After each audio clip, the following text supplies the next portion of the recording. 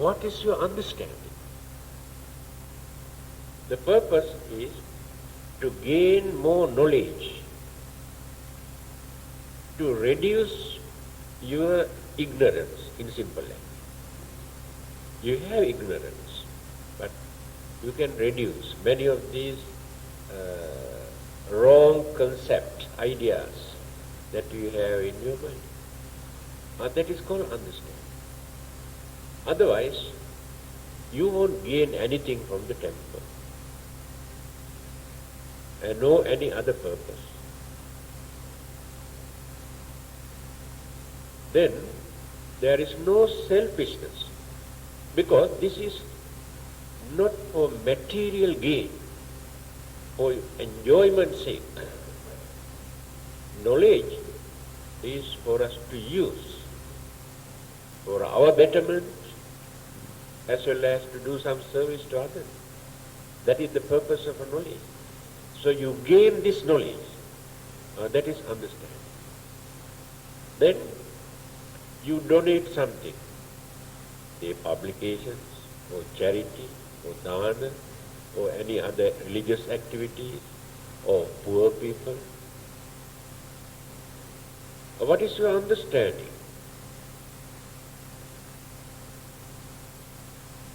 We must know how to appreciate this kind of service to reduce our selfishness. Otherwise, we never reduce our selfishness. So, we must train our mind to share our things, our happiness with others. That is understanding. Then, how others can experience their peace and to get rid of their miseries or pains and fear.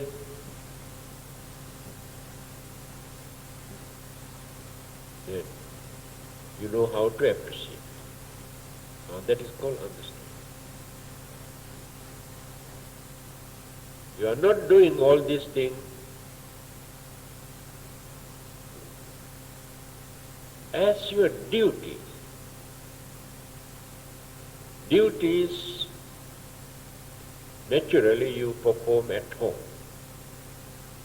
Husband and wife and parents and children, relatives and the governments, and all these are duties. You have to do. But they are not meritorious deeds. They are not religious work. There is no charity there. All these are duties. Because you know very well, if you neglect your duties, you get into trouble. If not, you get complaints from others. If a husband ill-treats his wife, the wife can claim. Then there will be divorce case. Because of that, he fulfills his duty towards the wife. If wife is very cruel, then husband also can do the same thing. All these are duties. But these activities are known as meritorious deeds because we perform them with this kind of understanding. Jnana sampayutta. Now we know why. Then the last one is asankharika. This one is, I think many people have not learned this one. How to increase the degrees of our merits.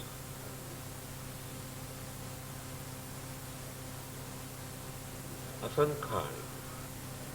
The idea which appeared in the mind to do some good deed, to do some kusala karma. Who created this idea? First, whether it is your own idea or somebody else has given this idea to you. Now this is this. You have not learned this. take for instance, you want to donate, say $100 to publish a Buddhist book. That is your own idea. By knowing that you can do a wonderful service, not only within this country, all over the world, then you practice. Some others do this when people approach and ask, why not you donate something for this publication? Or why not you join with our dana or charity? But that idea is not yours. Another person has given this idea for you to think. So there's vast difference in your mental attitude. Because you have borrowed this idea from another person. So if that idea is your own, you experience more good merits. If the idea was given by another person for you to do, no doubt you experience good results, but lesser degree. So it does not mean when others approach you asking some donation, you should say, no, this is not my idea, therefore we cannot donate anything. You must be very grateful to them for giving this idea. And those who approach you get more merits.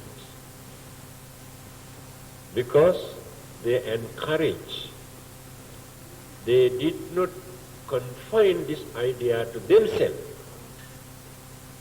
And they want to introduce to others and encourage others also to do some good deeds. They get a lot of merits. Then, another misunderstanding, I heard this. Actually, I feel very pity on them when I heard this kind of very, not nice to use the word narrow-minded, but very poor, very poor idea. That means still they have not learned the Buddhist concept of this. Now, you perform some meritorious deeds. After that, you transfer the merits to some others. The merits that you accrue, you transfer to another person. Then they ask, then nothing for us. We have transferred everything to another person. That's why I told you, this very silly idea. Because performing this, say, dana, is one kind of meritorious. Transference of merit is another kind of meritorious deeds. That means you have done two kinds of meritorious deeds by transferring these merits to others. You increase. Instead of reducing your merit, you increase. Because merits means, I have explained the meaning of this word. The happiness and the purity which appear in the mind while we are doing some good deed is called merit. So no one can take away your happiness and your purity from your mind. When you transfer this merit to others, you increase. You understand? So in future, don't tell this, sir.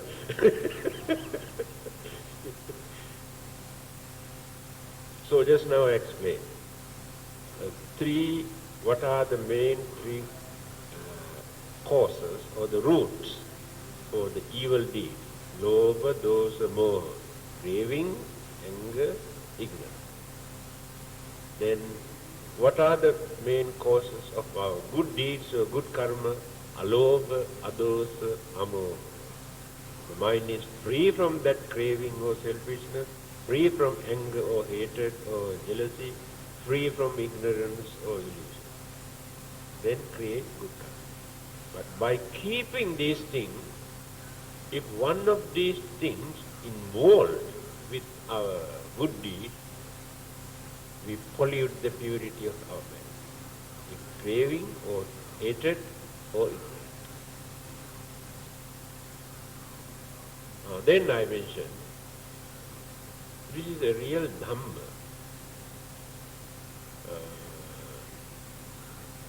The mental attitudes. When we perform some meritorious deeds, how to maintain, either to increase or to reduce. First thing, there must be happiness. Reluctantly, unwillingly, we should not do it. There must be some sort of happiness. Then, understand significance. Why should we do all this? Why should we spend? Why should we devote our time? Sometimes we can see whenever there is a religious festival, like all-night chanting and novitiate programs, how you work from morning up to evening, running here and there, carrying all sort of things, preparing, cleaning, washing. Why should you suffer too much to do all these things? By realizing, through your understanding, services that you render, not only for your own benefit, but after doing all these things, you should not grumble. We have done so much, nobody mentioned our names. Again you reduce. Just forget about it. Do your work with understanding. It is their duty either to mention or not. Be more happy if others did not mention your name. Because when they announce your name, you develop some sort of pride and what you call all sort of, you see, he announced my name also. Sometimes I feel very shy, when they announce my name, they say, don't mention my name. It's not necessary. So, still first stanza. So, heart be wholesome. So let others maintain these wholesome thoughts. Because of this word wholesome, I had to explain all these items. How to maintain wholesome thoughts. So that means intentionally how to cultivate certain thoughts in our mind to do some service, and again not to allow our mind to develop unwholesome thoughts. So when we think in that way, it is our radiations of loving kindness. Not simply by uttering, may all living beings be well and happy. Ye kechi pana bhutatti tasava dhavarava anavasesa dīghāvā ye mahantava majjima rasaka nukathula. Because when we compose a poem or stanza, there's a rhythm we have to follow. The letters also we had to add according to that rhythm. You know very well, when you are going to sing, how you add certain words here and there. Otherwise you cannot sing according to your tune. So this word is also composed according to a certain rhythm to recite. Because of that, they join two words together to reduce one letter. When you separate one by one, Now let us see. Look at this one. Ye, kechi, pana, bhuta. Here there are two words. Bhuta, atti. Now see? Bhuta, atti. So, but we have to join these together. Bhutatti. So if you cannot understand the language, you don't know what it is. Bhuta, atti. Then the next one. Tasava, dhavarava, anavasesa, anavasesa. Dighava, ye, mahanta, va. All these are different words. Majjhima, rasakanuka. Again, these two words joined together. Rasaka, anuka, thula. Three words there. Majjhima, rasaka, anuka, thula. Otherwise you cannot understand the meaning. Since the English translation is here, you know what you recite. Unless you study the language and the grammatical order. Recite. Ye kechi pana bhutatti tasava dhavarava majjhima dighava ye mahantava majjhima ratta kanukatula. Meaning, whatsoever living beings there be, feeble or strong, long, stout or medium, short, small or large, seen or unseen. Because earlier we recited Sabbe satta bhavantu sukhitatta, all living beings. Now analyze who they are. All living beings. Because many people have confined their loving kindness or compassion or understanding or cooperation towards certain groups. There, in Buddhism, there is no frontier, there is no limit, there is no bound. So, some religions extend their loving kindness towards human beings, that's all. Thou shalt not kill, they analyze only human beings. So their kindness is limited. And some others extend this kindness only towards their own community, their own religious community or racial or ethnic group. No kindness towards others. They hate others. Of course, religion does not encourage for them to do that, but the attitudes,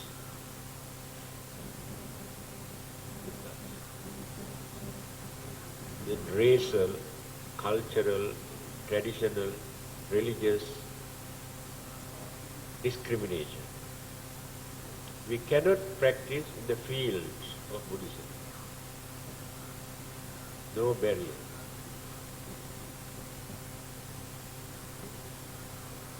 Then, whatsoever living beings, any kind of living beings, again this word, living beings, we have to analyze. Otherwise there will be a lot of problems. How to define this word, living beings? Scientists and some other religionists also in India says plant life, even blade of grass also as a living being. You see, these plants also got a life. But long ago, when you study the religious history,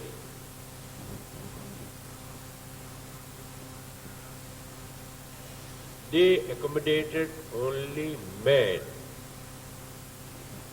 as a fully developed living being. Only man, but no woman. Yes. It is mentioned. They say, God created this spirit or Atma or soul only in the man. So woman has no soul, only like plant life. Animals and women have no soul. So, when you study Bible, you can see how God created man and woman. First he created man, isn't it? After that, taken one rib from the man and created woman. That means first preference given to man. That means the woman is half human.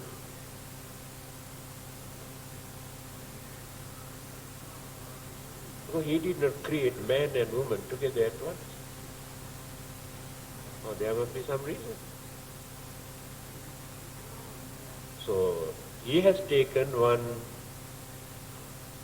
crooked rib from the man's body and created woman.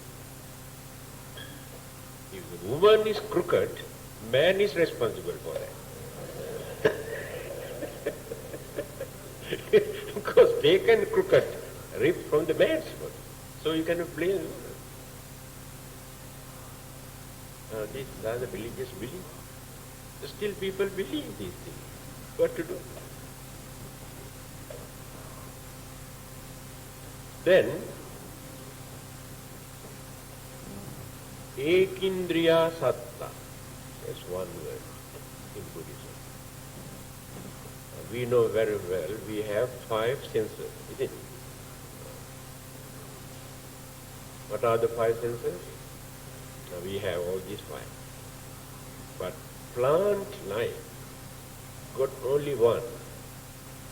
Eka means one. Among these 5, the plant life got only one sense. Therefore, we cannot accommodate plant life as fully developed living beings. But scientists, according to their analysis, point out feeling, sensation, this plant life also experience. It is true.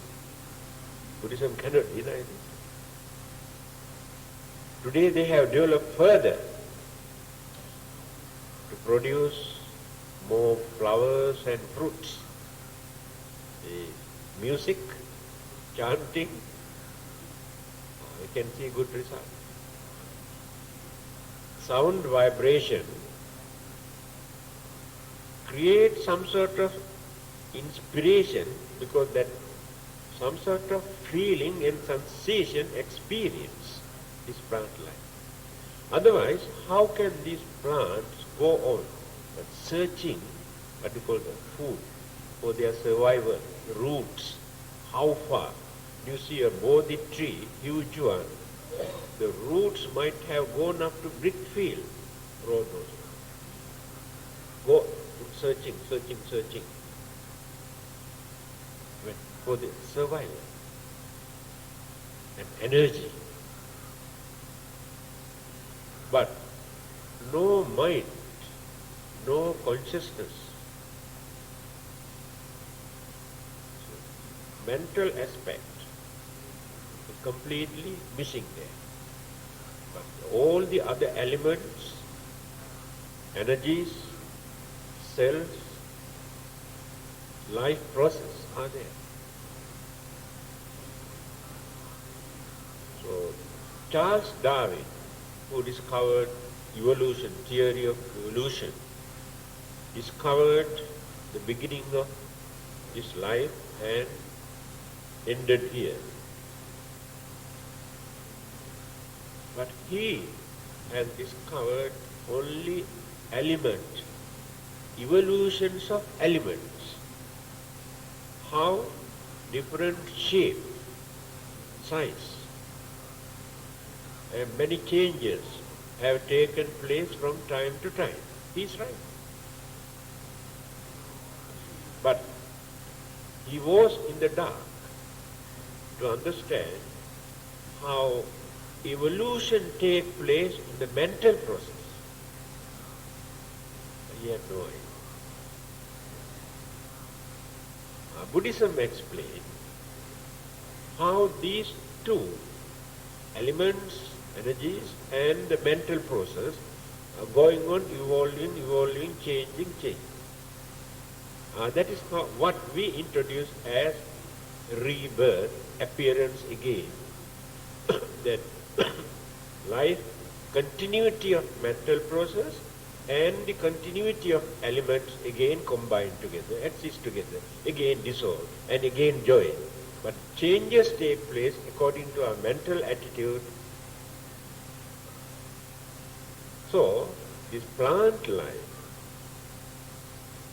can produce fruits and seeds and roots to continue their life process, but no mental energy to change. But in not only ours, animals also have minds. So here living beings from the Buddhist point of view, we analyze only psychophysical. Psychophysical means those who got mind to think with five senses, four mental faculties, and the elements, physical side. When all these things join together, we introduce them as living beings. Of course, there are various degrees according to our mind, evolutions of the mind and devolutions of the mind.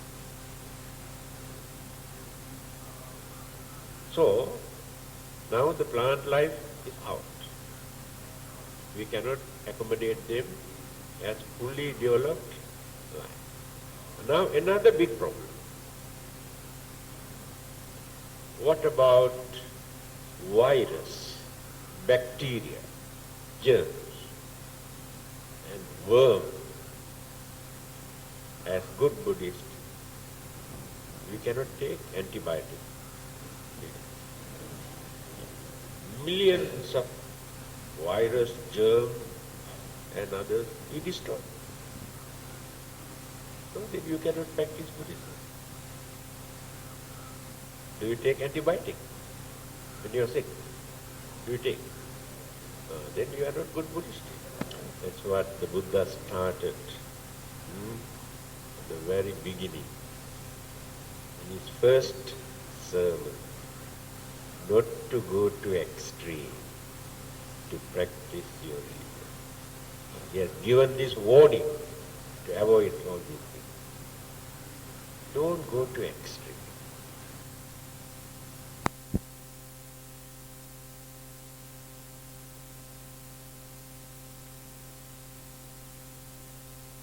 Don't go to extreme. Another thing, the purpose of taking antibiotic is not to kill anybody. Your idea is to get rid of your sickness. So you should not create the idea. Oh, I take this antibiotic to kill all those fellows. Why do you want to develop that hatred in your mind? I take this medicine to get rid of my sickness. I do not know what these doctors say, germs, virus, this and that. I do not know. Let it be anything. Why worry? I take medicine. It is not hypocrisy. So,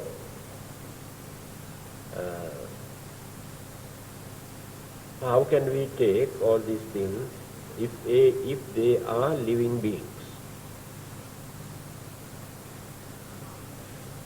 It is difficult for us to accommodate them as fully developed living beings. When we consider, analyze their mental faculty. Just like plant life, they too have certain feelings and this and that for their survival, going on developing, that's all. So the mental faculties, I don't think. So they are also not under this category. Right. Now another problem. There are a series of problems regarding this. What about those medical students for their studies? Frogs and rabbits and rats and this and that, they cut and study. So when I was studying in Benares in the university, there were medical students in my room. Every day he go and buy one big frog, very big size. I had never seen this, for this much, frog. Then four. After that, nail, 4 legs, and 4. Then and open all this. Then all me open. And come and see.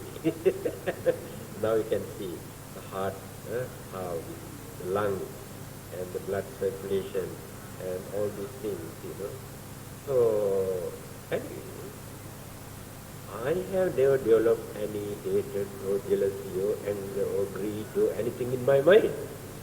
And it is his business. For curiosity's sake, I also watched. Only for 1 or 2 days. After that I didn't go there. Enough for me. So the question is, can we justify from the Buddhist point of view whether they commit bad karma, akusala karma, or violate the first precept or not? What is your opinion?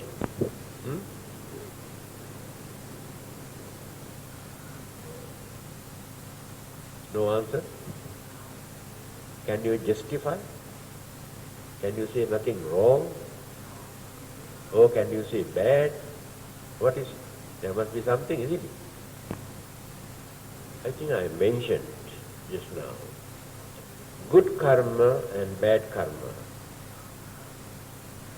Accumulations of good and bad karmas and the effects of karmas depend on our mental attitude, intention. Now here in this case, a medical students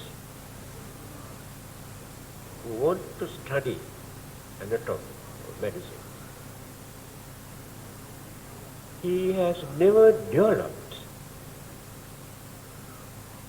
craving or hatred or ignorance. Although mind is not completely free, but he did not develop these evil thoughts in his mind. Right? Then, the purpose, it is not for fun. Many boys, or even elders also, go out and kill fish or animals for fun. That is, this act of, it is not directly killing also, because there is no idea to kill. The purpose is to study. Study medicine. What is the purpose of medicine? To cure others' sickness, to release others' suffering. So by learning, he tried to do some service to others. He may get income, but it is immaterial. So when you consider all these things, from the Buddhist point of view, I cannot say they are completely free from the bad effect, because they do this intentionally, not unintentionally. The mind knows that this creature died because of his acts, but did not develop craving, hatred, this or that evil thought, very lesser degree of effect. This is the nature of karma. And the good karma also like that. When you do some good karmas with evil thought, you can experience only lesser degree of good effect. Understand? That one also clarified. Then, all the others, living beings who got mind and a body.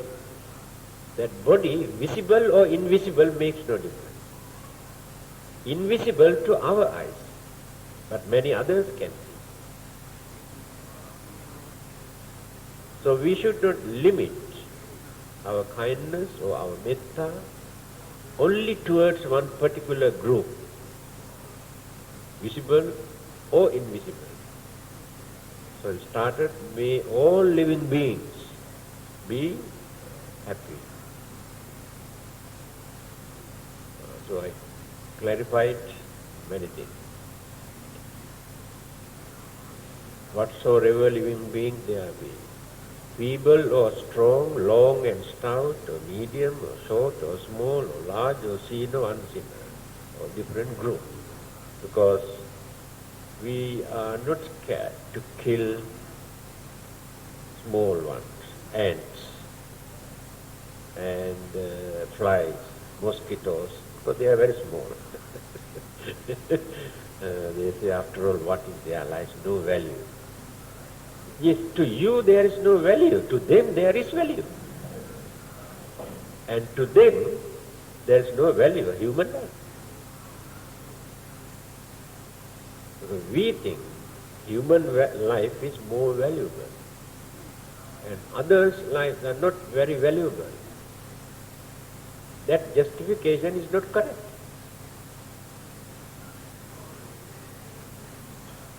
In fact, if we can think very unbiasedly, I think other living beings, existence of other living beings render a greater service to maintain this world. Every creature contributes something you do not know. What these human beings are doing, they are destroying everything. Then you think human life more valuable? In which way? We have polluted everything and destroyed the water, the earth, the rocks, and the hills, and air. And other living beings also cannot survive because of us. We go and kill them purposely. If not, we pollute the atmosphere to kill them. See, and what do you call these things that they spray? What do you call this? That is for our living. All sort of numerous, no numbers for us to count. we kill by using all these things. Then the poisons that we create, then the human beings also affected. All these things we are doing for our living, our survival, our selfishness. But other living beings do not create such bad atmosphere. They catch another animal, another living being and eat to satisfy their hunger. But we are doing all these things actually not for our survival, but for our pleasure, extraordinary pleasure. So we cannot justify that human life is more valuable than. Of course, if you know how to handle human life, then you can see real human values in the mind. How far we can develop this human mind. And other living beings cannot do that. That is the only area where we can show the human values. So, try as much as possible not to destroy other living beings. Allow them also to live. Of course, some of them are nuisance to us. But not only other living beings, what about human beings? They are the real culprit who disturb us. Then why not to go and kill one by one? Gangsters, thieves, terrorists and all those people. Why not to go and kill them, all of them? Why do you want to kill only these innocent, small ones? Because you think they are small. That is why the Buddha says, whether big or small, fat or thin, tall or short, visible or invisible, makes no difference. All are living beings. All of them have craving for existence. They also like to live. So we must know how to protect ourselves, adjust ourselves, our way of life for our living. Human beings existed millions of years on this earth. Anthropologists say not only 6,000 to 7,000 years ago suddenly God created all these things. Anthropology says millions of years there were human beings on this earth. But they led natural life without destroying all these things. So, because of our modern, latest pleasure, too much of pleasure, we want to destroy others. Cannot justify. So, if we want to radiate this loving kindness, you cannot separate mosquitoes, cockroaches, white ants and flies. So I radiate loving kindness to all the others but not to these people. You cannot practice in this way. That's why the Buddha has pointed out earlier. So anyway, today we completed 2. Next one, next day number 5. Dittha Yeva Addittha Yecha Dure Vasanti Avidure Bhutava Sambhavesiva Sabbe Satta Bhavantu Sukhitatta. Meaning, those dwelling for or near, those who are born and those who are to be born, may all beings without exception be happy-minded. Sabbe satta bhavantu sukhitatta. Sabbe satta, all living beings. Bhavantu sukhitatta, may they be well and happy, the simple meaning. Yes, sir. Many people recite only this much for radiation of their loving kindness. Sabbe satta bhavantu sukhitatta. They are going on reciting this one for their meditation and radiation. So, while reciting, we had to cultivate the same qualities or virtues in our mind. Otherwise, mere recitals doesn't work. The mind is the important thing here.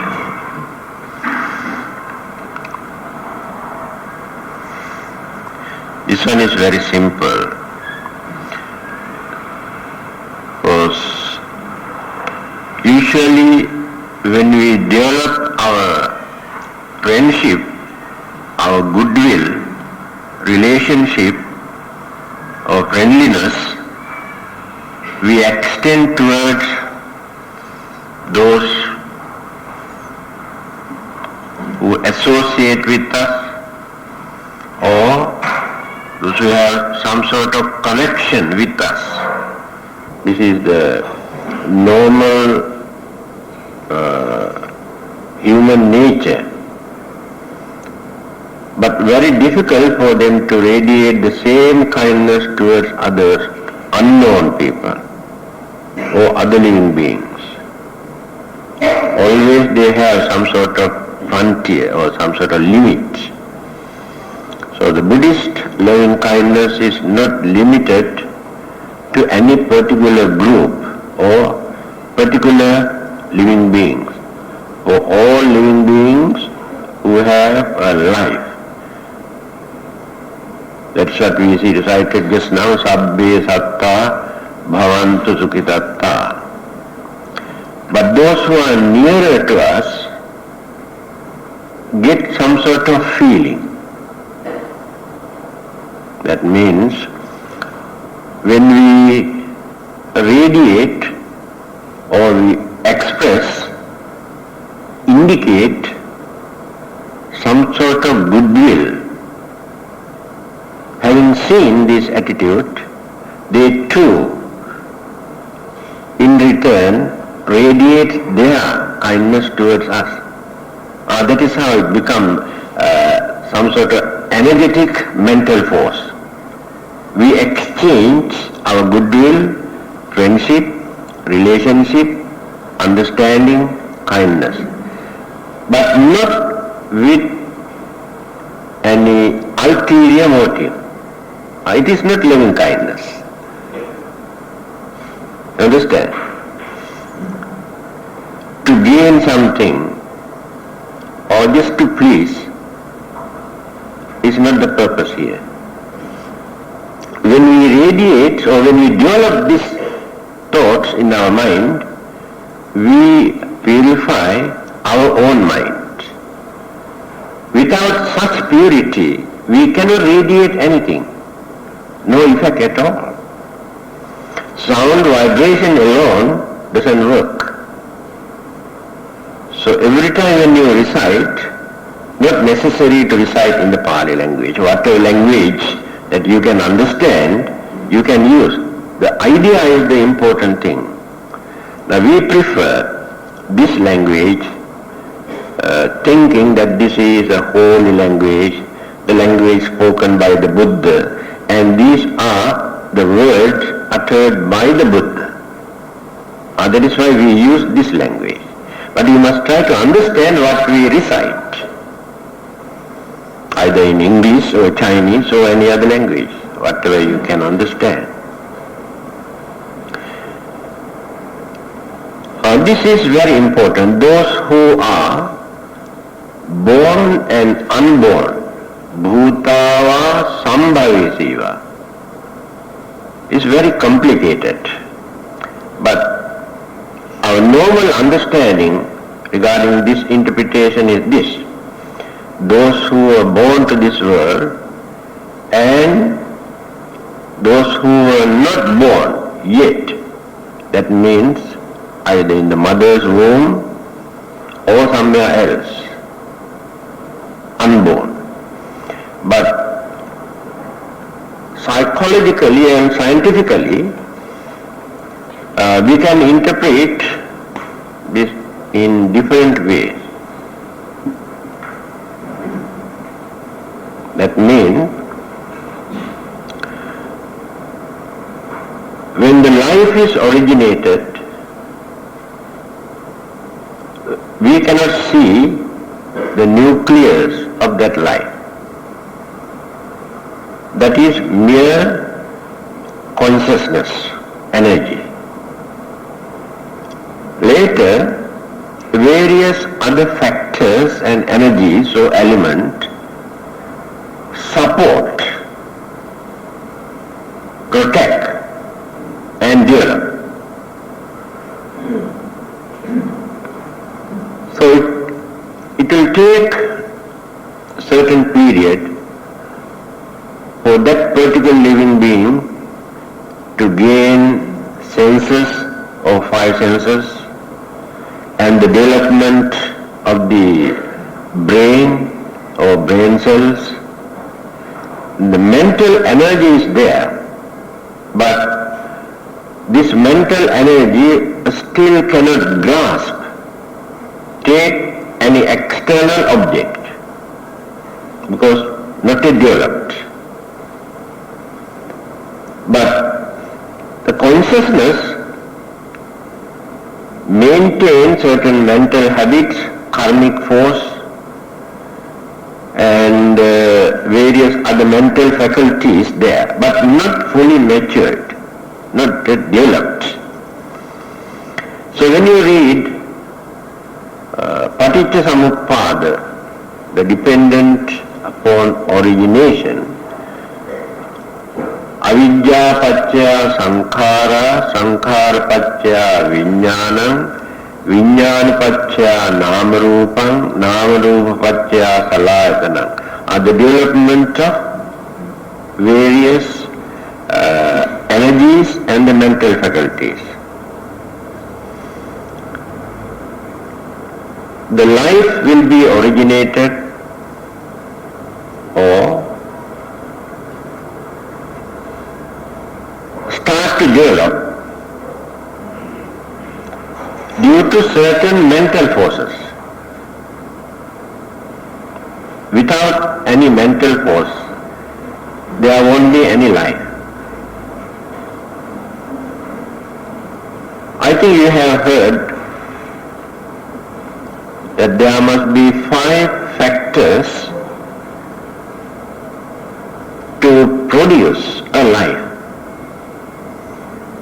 If one of them is missing, it is difficult to produce a life. Kamma niyama, chitta niyama, bija niyama, uttu niyama, dhamma niyama. These are called niyama dhamma. Niyama dhamma means natural orders. And what are these 5? There must be chitta or mind.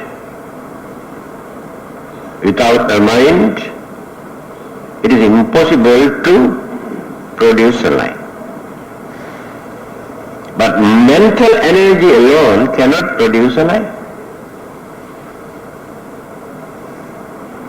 In that mental energy, there must be karmic forces that we call kamma niyama, either good karma or bad karma.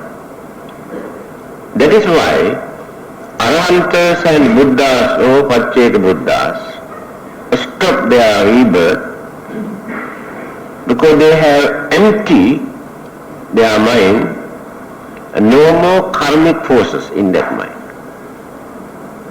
to condition another one.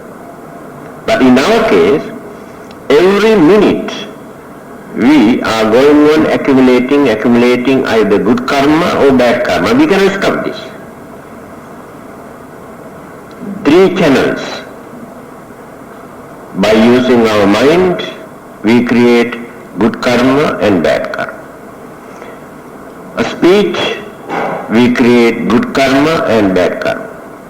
Action, whatever we do, we create either good or bad karma. So, the mental process create this good and bad karma according to our intention, our motivation.